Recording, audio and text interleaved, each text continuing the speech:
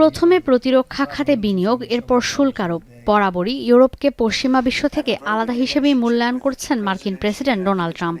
ইউক্রেনের যুদ্ধবিরতি ইস্যুতে টানাপোড়েনের পর এবার নতুন সমস্যা শুল্ক ইস্যু। এই জোট থেকে আমদানিতে 20% শুল্ক আরোপের পর 90 দিনের জন্য তা স্থগিত করলেও ইউরোপের মাথা ব্যথা এতটুকু কমেনি। এবার ইতালির প্রধানমন্ত্রী জর্জিয়া মেলোনির ওয়াশিংটন সফরে হয়তো কপাল খুলতে পারে গোটা ইউরোপের। ট্রাম্প আর মেলোনির সুসম্পর্ক যুক্তরাষ্ট্র আর ইউরোপের ভঙ্গুর সম্পর্ক জোড়া লাগানোর একটি মাধ্যম হতে পারে। সফরে ইতালীয় প্রধানমন্ত্রীর সঙ্গে আলোচনার সময় ডোনাল্ড ট্রাম্প বেশ আত্মবিশ্বাসের সঙ্গে বলেছেন, অবশ্যই চুক্তি হবে, স্বচ্ছ চুক্তি হবে। আগামী 3 থেকে 4 সপ্তাহের মধ্যে সব দেশের সঙ্গে চুক্তিতে আসতেও আগ্রহী ট্রাম্প। অন্যদিকে মেলোনি বলেছেন তিনি বিশ্বাস করেন চুক্তি সম্ভব, এমনকি পশ্চিমা বিশ্বকে আবারও সেরা অবস্থানে নিয়ে যাওয়া সম্ভব বলেও মন্তব্য করেন তিনি। Everybody wants to make a deal, and if they don't want to make a deal, we'll make the deal for them, because that's what's going to happen. We'll just say we're listening and we're going to be very fair to people, but you know, we're the one that really sets the deal, and that's what we'll be doing. Okay. Bundle থাকলে প্রতি সেনমানিতে টাকা বাঁচবে। বিকাশ send money bundle কিনে জিতুন প্রতি লেনদেনে। এদিকে চীন ইস্যুতে ট্রাম্প বলেন দেশটির ওপর শুল্ক বাড়ানো নাও হতে পারে। পণ্য মানুষের ক্রয় ক্ষমতার বাইরে চলে যেতে পারে সেই চিন্তা করে 145% থেকে সম্পূরক শুল্ক কমানো হতে পারে।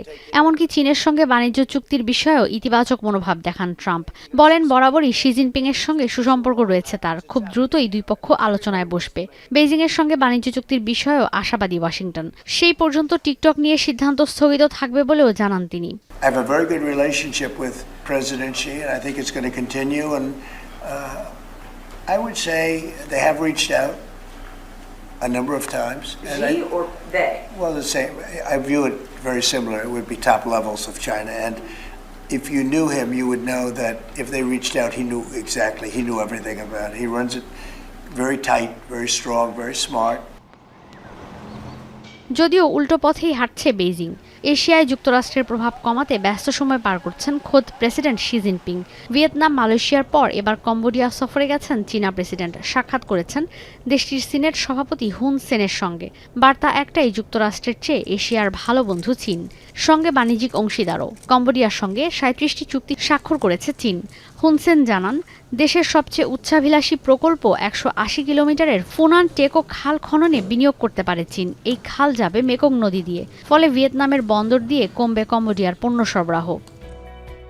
এর আগে মালয়েশিয়া সফরে গিয়ে সম্পর্কের 50 বছর উদযাপন করে চীন ও মালয়েশিয়া। 12 বছর পর প্রথমবার কুয়ালালামপুর আসলে রাজা সুলতান ইব্রাহিম সুলতান ইস্কান্দার ও মালয়েশিয়ার প্রেসিডেন্ট আনোয়ার ইব্রাহিম শি জিনপিংকে স্বাগত জানান।